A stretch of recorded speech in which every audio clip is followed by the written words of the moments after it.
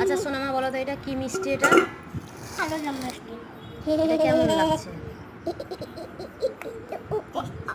Tasty? এখন একটু গরম আছে আর ঠান্ডা হবে, আধ ঘন্টায় ভিজবে।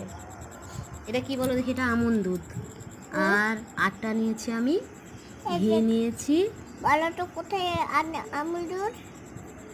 ঘি নিয়েছি আমি আর লবণ নিয়েছি। আর যতটুকু আমি এক বাটি আটা নিয়েছি আর এক বাটি আমি আমন্ড দুধও নেব, ঠিক আছে? এবার দুটোকে আমি মিশিয়ে দিব, লবণ দিয়ে দিলাম আর খাওয়ার সোডা দিয়ে দিলাম। এবার এগুলোকে আমি ভালো করে মিশিয়ে নিব।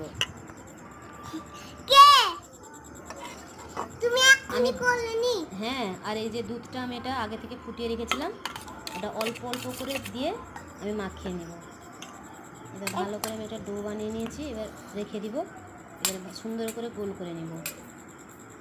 এরপর কড়াইতে তেল বসিয়ে আমি গরম করে নেব। একে একে করে ওই গোলগুলো আমি ছেড়ে দিব। এগুলো আমার 12টা হয়েছে।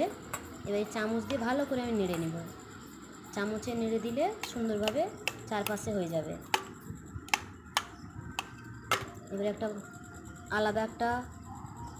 আলাদা প্লেটে তুলে রেখেছি। এরপর চিনি দিয়ে জলটাকে ভালো করে ফুটিয়ে নেব।